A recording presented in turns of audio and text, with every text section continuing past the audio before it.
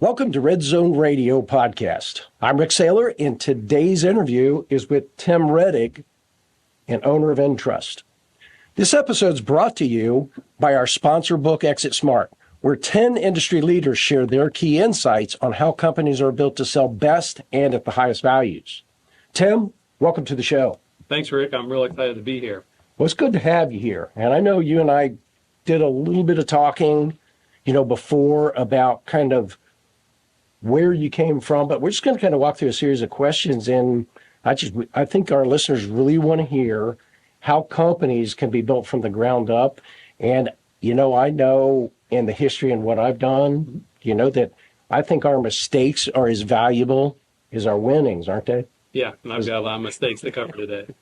Me too. Another book, topic for another book, right? Sure. Well, could you tell us a little bit about the work at InTrust and the type of customers that you help? Yeah, so we act as the IT department for small, medium-sized companies. So instead of them having an IT department, which a lot of times they can't afford to have a good IT department, we act as that IT department, providing help desk services. And really today, the big thing that we provide is cybersecurity protection for small, medium-sized companies, and actually some large companies as well. Well, and that's got to be, I know we've dealt with that and with the regulations at Rick Saylor Financial with all the security SEC stuff. And I know I should disclose in full disclosure that Tim is actually our IT, and we just went from a, what do you call it, a local hard-based server to the cloud. Yeah. And that's really what the SEC wants too. So anyhow, it just absolutely gives us complete access, and we've loved working with you guys. Thanks. What are the biggest challenges that your customers face? And what are the solutions and services you specifically offer that kind of address those needs? Well, the biggest one right now is cybersecurity risks. We're seeing a lot of clients where they're getting their email breached, they're getting their networks breached, even when they're in the cloud. So keeping those systems secure is the biggest challenge that we're dealing with right now. And we deal with small, medium-sized companies. We also deal with like local governments, which are a big target as well. So being able to keep those systems secure is our biggest challenge that we're dealing with. The other thing that we're working with clients is to figure out how to best adopt AI and automation and how to better leverage all the new technology that's out there so they can scale and grow their business. Well, I'll tell you, I've seen some pieces on that, and that utterly fascinates me in terms of the new dimension, and the market itself responded to it early this year when it kind of came into the newest generation. I know I saw an interview with Elon Musk. He was talking about initially he was involved in it's stage 1, and now they're in generation 3, even 4, and it's absolutely just accelerated, hasn't it? Yes. Yeah. I started my company in '92, right when the internet was really starting to take traction in companies. So back then I was talking to companies about, you need a website, you need email, you can interconnect your offices over the internet. So I was really excited back then to see how technology could allow companies to grow. And now I feel like I'm in the same place, only it seems to move 10 times faster than what the internet moved back in the 90s with AI. It's really going to make some big changes with how companies operate. Just today, you can't imagine not operating without a website and email. In the future, it's going to be, I can't imagine we operated without AI in the past. So it kind of reminds me of my own story. I started 10 years before that and came into the financial services industry, and they were just taking the book of business and putting it onto computers. So, they actually had cards, books, flip books with the listing of all the clients in it, and it's kind of nuts. But I look back on it and I feel like, don't you feel like you're kind of living like multiple series of life? Yeah. Like here we start another chapter because I can't even almost not even relate to that time period. Right. But again, this is for the younger viewers out there. I mean, it really did happen. Yeah, we saw it. Mm-hmm. Yeah, I'll give you a really good story of one of the first companies I worked with. They had about 10 offices throughout the Midwest. And in those offices, this is back in 91, 92, what they would do is once a week or once a month, the salespeople would put together like a forecast of what they were going to sell. And they would combine all that together onto a floppy disk, which wasn't too floppy, but they would mail it in the mail to headquarters. Headquarters would get those every week and then combine all the data into one spreadsheet so they would get their report. So That was what they were using before I came in. So then I connected their offices all together so that they could all put their data in real time. So they would get, instead of having the data a month behind, now their forecasts were within 24 hours or something. They would know what the information was and be able to email each other. Yeah. That's crazy. You just mentioned floppies, and I remember that far back, and a friend, when I first started, he was trying to convince me to own a computer so I could print my Christmas mail outs, print the labels. And I was saying, man, I don't need that. I'm doing it once a year. So boy, how things have changed, They've changed a lot. and how they've changed radically. Yeah. So what inspired you to get into the business and start your own company? Because I know you probably had a background, maybe. I did. So actually, my father started a software company in the 70s. So he was way ahead of his time. 1978, he started a software company called Software Solutions, which is still exists today, and I'll explain what happened with that. But his company wrote software for local governments for them to do income tax billing, utility billing, runs small cities. And at the time when I got out of college, I worked for him in grade school and high school and college. So that's where I learned all about computers. So to be in the 80s and early 90s to work on computers was very unusual. I got into college and started learning about interconnecting computers, the internet, other things that were going on. And I got a little frustrated with the pace of technology in local government, how slow they were to adopt new technology, and especially like the internet, email, those types of things. So I started doing my own thing outside of his company and started my own company in 92, so 31 years ago. Well, isn't that, what do they say, that invention is the mother of necessity, or vice versa? Yeah. And, you see a need, and then you come in and you fill it, and it's, to have the insight and just the wealth of experience you got working for your dad and being able to identify that. Yeah. Right. I mean, and there's a short story I'll tell. I remember I saw a guy who came to see me, and I forget, he heard me speak publicly. And this guy was around in the 60s. He had been to Vietnam. There was another friend of his. So he had his signing bonus, and so did his friend. And so they both made it out. But, it was interesting in this story. He says to me, well, this friend was talking to him about this unknown stock, and the upstarts with computers and everything. And he goes, no, I think I'm just going to go over here and I'm going to buy, and I forget what he put it into, something much more grassroots and everything else. And that company was Microsoft. It was in its foundational, in the internet. So then about 10 years rolls by. He was at a conference, and so he says there's this guy that, the Linus system versus Microsoft. And there's this stinky kid, rumpled shirt, glasses, the whole bit. And the guy, I can't remember, you probably know the guy from Linus, and he's going, oh, there's plenty, a market share here, and for both of us and for everybody. Yeah. And obviously this other guy with Steve Jobs, he goes, no, there really isn't. And it reminded me of the conversation between Beta and VHS. Right. And Beta was a far superior, product at the time in terms of fidelity and everything with it. But VHS just flooded the market. So, and I'm not making a comparison there. So finally, he says to me, what was the last? I think he missed another opportunity on a big stock where he could have bought Microsoft stock the second time. And I just stopped him and I said, Jim, what are you doing in my office? Lightning struck 3 times in your life. What do you want me to do for you? Because his question was, should I pay off my mortgage or should I invest in the market? It doesn't matter what I tell you. You're going to go do whatever you want to do. And the rest of the story. He paid off his mortgage and missed one of the biggest shoots in the market. So, so you were talking about a little bit about software solutions in your dad's company. Yeah. What else were you were going to head down a path with that, I guess? Sure. Yeah, so my father's company, so he started in 78 in Lebanon, Ohio, just north of Cincinnati here. Yeah. And when he was getting ready to retire in the early 2000s, he was talking to companies from New York, from San Francisco, from Toronto, et cetera, that were all looking to buy his company. And pretty much all of them had the same idea. They were buying him for his software, obviously, intellectual property, that's customer base primarily, existing book of business. And in doing that, pretty much all of them said, that they had no need to keep an office in Lebanon, Ohio. They were going to be closing that office, and any of the employees that wanted to move to the headquarters of whatever company it was that he was talking to could, and they would offer them jobs, but they would all have to uproot their families. So that was something my father was really struggling with, and he thought there's got to be a better way. He heard about ESOP, employee stock ownership plans, that had been around since 1974, and he looked into that and said, I think this is going to be a better way. So it did require him to take a step back, and it took a couple of years of planning, but he was able actually to form an ESOP and turn the company over to transition the company to the employees in 2004.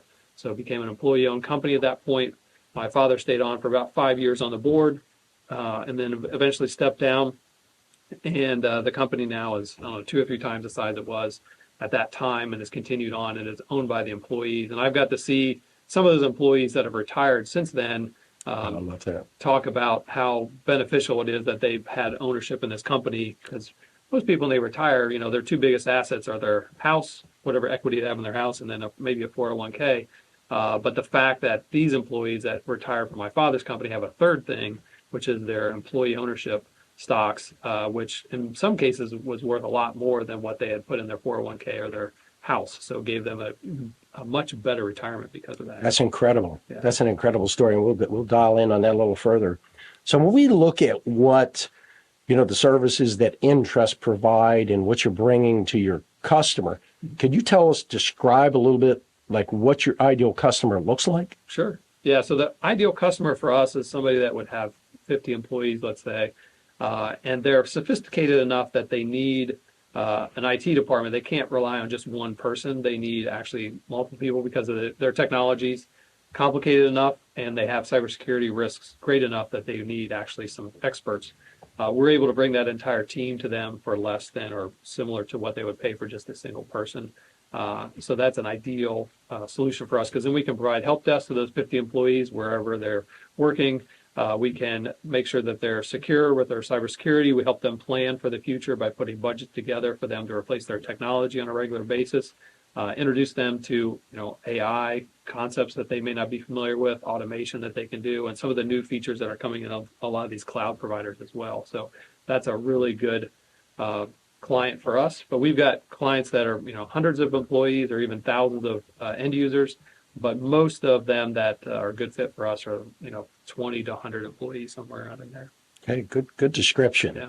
So I know one of the things, and you know this as well, in building great companies. How many employees do you actually have in InTrust? So we have just under 70 right now. Under 70, okay. And we know that key employees, we refer to it in our world as human capital. Mm-hmm. And having the right people in the right seats and moving in the right direction with the right operating systems is critical.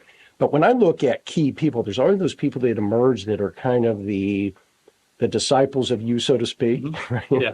That are actually driving this down through the organization. If you were to pick out, the top 3 or handful, you don't have to name them, but,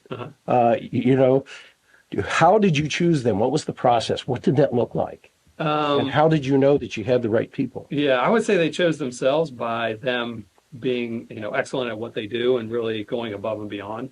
But trying to come up with 3 out of the 70, because I've got such great people that I really love working with. So trying to figure out what they are. But I'll describe 3 very different ones, because I have some great technical people. If you're like, what are your 3 best technical people, or what are your best 3 non-technical? But the one that really stands out to me is Dave Hatter, which he's on a lot of media around Cincinnati. And one of the reasons that he stands out is I actually started working with him like in the 90s when I had my own company. He had his own company. So he and I worked together on several occasions. Interesting. Yeah, I would refer work to him. He would refer work to me.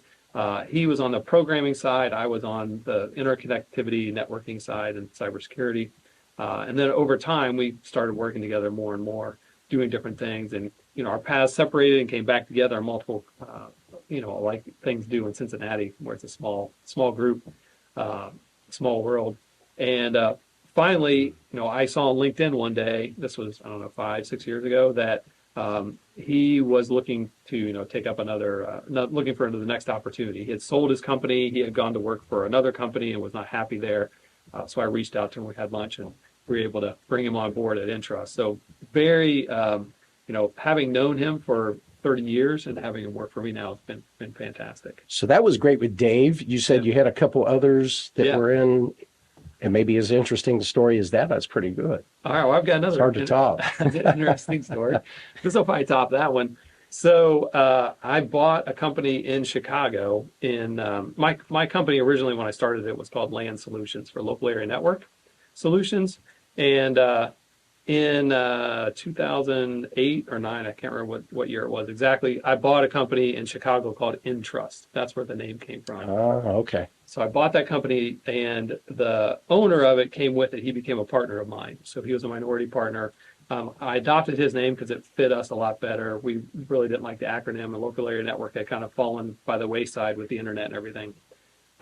So he was a partner of mine for 3 or 4 years, and then came to me one day and he's like, I really want to get out of the IT rat race. I'm tired of all the issues and always having to keep up with all all the things that people don't like about IT. Yeah.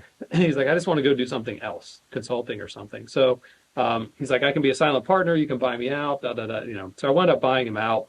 He went off, did a SaaS, software as a service. He actually did a startup and sold that. Did some consulting, worked for some other companies. And then he called me up one day and he's like, hey, I just finished this, work for this one company that were bought by a private equity firm. I'm tired of this again. And he's like, what's going on at InTrust? So I wound up hiring him back. Yeah. So he now works for me again. So he's not a partner now. I mean, he is an employee owner, just like all my employees are owners in the company. But so came all the way back and works for me again. So really for our listeners, and we'll get into that third story, but we're talking about some of the exit strategies. One of them, private equity sometimes is maybe the highest ticket check that gets written, but the devil's in the details. And I will say that in any exit strategy and planning, that the agreement and the terms of the agreement are equally, if not greater than the actual bottom line number that's going to be paid, because what are you going to have to do? And suddenly a guy goes from being an owner of a company to working for somebody else when we were entrepreneurs and we were, business leaders. And that's kind of a hard pill to swallow. Yeah.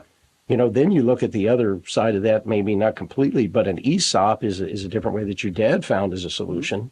Yep. And I think of all these others. I mean, you find maybe, and you've mentioned, a competitor, or even suppliers sometimes or potential buyers. But I mean, that's just, you really touched on a lot of those that we've experienced and what we explore. Yeah. He said, so I've not worked for a private equity firm. I've worked with a lot of clients that are private equity owned, but he said it was very difficult to motivate the employees because they're now working for the private equity firm, which had certain demands of them. So he said it was a lot of turnover, a lot of difficulty with keeping the employees there after the private equity had come in. So when he knew that I had done the ESOP, and he and I had talked about it years ago when we were partners together, and he's like, so you've done it. I'm really interested in that because I really have seen the private equity dynamic, and I'd like to see the ESOP dynamic. So he's now joined us, and now he's a big advocate for employee ownership. Literally bought in. Yes, exactly. Yep. Well, when we talk about this, and really we're talking about transitioning, when companies, the best companies, best run companies, Tim, I think we'll agree, are built to sell. Because you never know when a unsolicited offer is going to come along, right? Right. But when I think of would you think this out in kind of your next chapter, or maybe this is it, what's your timeline for transitioning InTrust, and why did you choose that particular strategy? So there are two reasons I chose the ESOP. The number one was the history of my father and what happened with his company. The other one is a kind of personal story that happened to me with a client. So I had a client that we had done a bunch of work for, and they were buying manufacturing companies all over the U.S. And normally when they would buy a company, we would go in and do some light IT work, and they would let them run on their own for a period of time, usually about a year, until they would connect them back to the headquarters. But they called me up one day and they said, "Hey, Tim, we're going to buy this company in Texas next month, and their IT is in shambles, and we can't let them run on their own. They're insecure. They're not able to keep up. A lot of stuff done on paper. We want to go in day one and put all new systems in place and have them use our systems." And I'm like, "Okay, here's what we need to do." We put a plan together, and I flew down with a couple of my guys, and we shipped some equipment to a nearby office that they owned to kind of stage everything because the company was closing on a Friday. The sale was closing on a Friday. They wanted us to come in over the weekend, put all new computers in place, set up their conference room at the training center, and then have the employees come in Monday morning and get trained on their new system. Well, nothing happens without a deadline. Yeah. So it was pretty. We had all this planned out. Friday came around, they closed, they called me. It's like, the deal's done. We'll meet you at the office with keys and we'll get you in there. We brought all the equipment in, set it all up over the weekend, cut all their systems over, and the employees came in that Monday morning and had no idea any of this was planned or anything was happening. Wow. It was any different Monday morning. Surprise, It surprise. was a big surprise. Yeah. So the company is in the middle of Texas, and it was a corrugated pipe manufacturing company. So they make corrugated pipes. So they have a small sales office with like a dozen people working in the office, and then they have, I don't know, maybe a 10 or 20 acre facility around it where they're storing all the corrugated pipe, and they've got trucks coming in and out, picking up and everything. So we're in this little office with a dozen people or so, and they have no idea any of this is going on. So they're all upset, and they march down the hallway to where the owner's office was, and everything that was his personally was gone. He had taken everything out that was personally his. And then, so they're asking us all these questions. We're an outsourced IT company, so they're asking us about their 401k, what's going to happen with that, their health benefits, what's their boss now. It was very much in disarray. That company that bought them did not plan this out very well. They planned the IT out very well, but the rest wasn't. So then some of the employees that were upset actually tried to drive over to the owner's house, and they went over there, and there's a moving company there moving them. The owner had flown out and left town already, so they told some of the movers about where it was moving. So I had to sit alongside those people for a week, training them and showing them how to use the systems and everything and make sure everything was working. Got to hear all their stories. There were a couple people there that had worked there for like 20 years and had wanted to buy the company from the owner and actually had talked to him about it. Wow.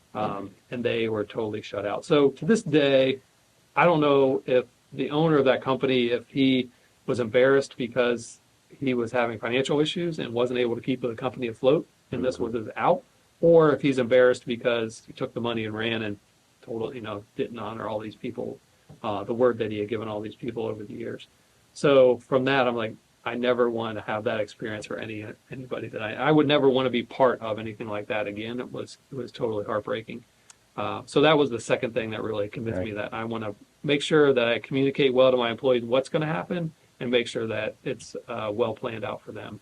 Oh, what a great thought. So, I think of this, what comes to mind is the work I do at Redde-Zone Business Consulting and what we call the Maximization 4 program, which is maximizing profitability, operations, sales, and continuity strategies. And it touches that's a touchstone for every piece of what was missing in that story, right? Yeah. Now, he was somebody, and this is for companies with 3 or more years to grow. So I love working with companies like that, because we've got time and we don't have that pressing down on us. And they're improving things, and we can check their EBITDAs, as those numbers improve, and then measure that against what the multiples of what a company can sell for. But then I love the whole ownership, because the ESOP we'll talk about, we'll come back to, really transforms the whole mentality of the workforce, doesn't it? Because they're owners in this. Yep. And this is a piece of your all 70 employees, not all of them are in the ESOP, are they? They are automatically enrolled after they've been there a year. So they automatically start getting shares after 1 year. Okay. Mm-hmm. So that changes the whole dynamic, because everybody, and you and I talked about this before, how that it changes the way they interact, because they start looking at another employee and go, hey, you're not really pulling your weight here, and you're going to affect my share price. Mm-hmm. My piece of the pie here. So, it's self-policing, which is, I think, the greatest motivation. The other one I think of is the program we've got called Best of Biz Solutions, which is for companies with 2 or less years, like Not quite like that guy. Yeah. He's getting out of town, right? This is more, Literally. hey, I know I want to sell. And unfortunately, it's probably because of one of the 5 Ds, we call them. It's divorce, it's disability, it's death, it's some kind of disagreement or disaster or something that's triggering that. And unfortunately, 8 out of 10 companies, 8 out of 10, 80% are just going to die. They're not even going to transition. So of that 20% that's left, that's really the ones that have some forward thinking. And really, you got to have a plan, don't Right. you? Yeah. And kudos to you for the forethought in looking at that. Now, as we talk about the ESOP, what do you see as the biggest challenge to your transition from InTrust? The biggest transition for me is I need to have a very good board. That's what I'm working on right now. So I'm what's called a minority ESOP right now. So 30% of the company is currently owned by my employees. And once it's over a majority, I have to have a board that I report to, just like a public company. Yeah. So getting that board in place and making sure I have the right people on the board directing the company is probably the biggest challenge I have upcoming. And the recommendation is that I not choose my successor. That instead, what I do is put a good board in place. They put together the requirements for my replacement, and they do the search and they make the decision, not me. So that's going to be a difficult thing for me to work through, and that's what I've got going on in the next 3 years or so, is to put that board in place and name that next successor, not me, but the board to figure that out. Little bit of unease there with thinking, you're picking here, this is your baby, you created this, and now you're going to hand this over to people, not strangers, Right. but people who are thinking and acting There's always objectively. Yeah. Right. But I would rather have a really smart group help me decide that than me have to figure it out on my own. Yeah. So yeah. So let's talk a little bit about this. We're talking about the dynamics and how companies run. Obviously, standard operating procedures, having documented processes, systems, all those things are critical to that. But when we think about that in terms of InTrust, how does your company function and run when you're not there? So we use EOS or traction. Yep. So we've implemented that years ago. That is a big component of how we operate. So following those plans, everything is pretty much laid out in terms of our meeting cadence and that. And over time, I have moved all critical responsibilities off my plate, outsourced certain things that need to be outsourced. So I have the ability to step back. In fact, this year I took 9 days, what we call 9 days away from keyboard. So this is an initiative we put in for all of our employees actually this year, is that we wanted all of our employees to take 9 days disconnected from any email, voicemail, any other instant messaging, anything to do with work for 9 days. The 9 days is normally have a 5-day vacation, Monday through Friday, and you bookend it with those 2 weekends. There's your 9 days away from keyboard. So I was able actually to go to Spain with my wife for, it was actually a little bit longer than 9 days, and everything ran like it needed to back in the office. So beta testing, right? That's right. We live in the world of beta testing, and you never know. And I hear about one of the things I hear in EOS, and we run EOS too, and it's life changing. It's not easy, but it is fundamentally just impeccable. When you agree, I mean, the accountability and everything that runs through that has actually enabled me to step away from Rick Saylor Financial. So I'm CEO of that, and just look at running the system in terms of just directing it and not actually doing the advising or the wealth management so much anymore. So it's freed me up to be able to do this new endeavor. But I think about here again, part of it's how the company functions, and that's great. And how that you've gotten to this place. What are you going to do when you no longer run this company? I might be asking you some tough questions. That's a tough question. Right? Yeah. Having done this for 31 years, it's hard to imagine what I'm going to do after. Yeah. So my wife has worked at Procter & Gamble for 28 years. So she has 2 more years and she will retire from Procter & Gamble. So that's kind of what we're looking for is, okay, now what are the 2 of us going to do?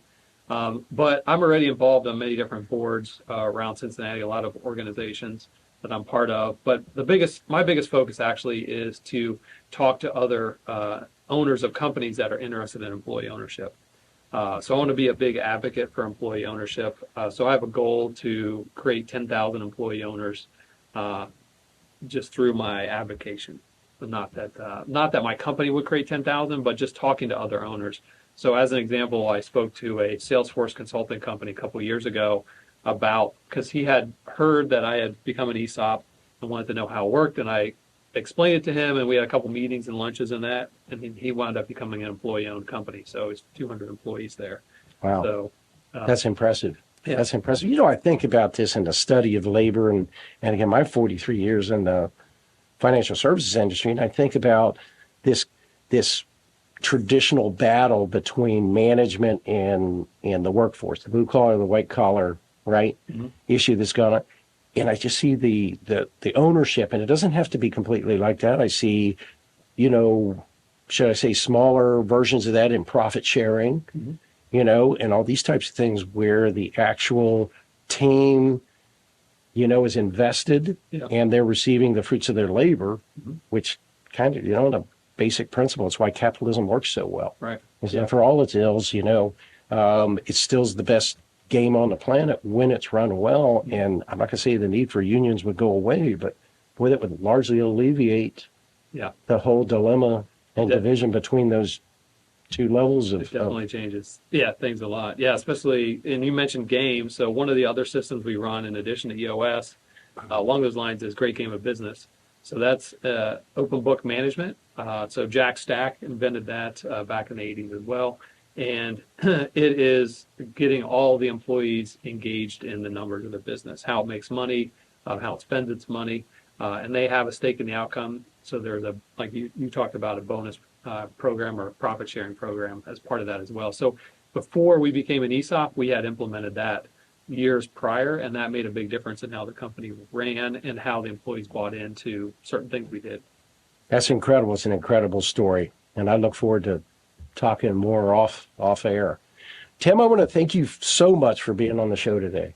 I mean, it's just very insightful in terms of what you bring to the table and its experience, and I think it's really what our listeners, because they're wondering whatever stage they're at, mm-hmm. Beginning with the end in mind, right? Stephen Covey, start with that and work your way backwards, because really nature's neutral, mm-hmm. And if you follow these same steps, you tweak it and make certain aspects of that your own, you too can achieve those kind of results. So we'd love to hear your story about your company on Redde-Zone Radio. You can visit our website, as you see listed below here, redde-zone.com, shoot us an email, or call us at our number. If you've benefited from today's interview, be sure and give us a thumbs up and share it with your colleagues and friends. And to obtain your absolutely free copy of Exit Smart, where 10 industry leaders share their built-to-sell insights that you can use right away, go to the website, click on the book, complete your information, we'll get it right out to you. And also, let us know if you'd like to have an autographed copy. We'd be honored to do so. You can also receive a free subscription to our e-newsletter, Redde-Zone Insights, just by requesting it. Well, that's this week's interview. See you soon. Thank you. Thanks, Tim.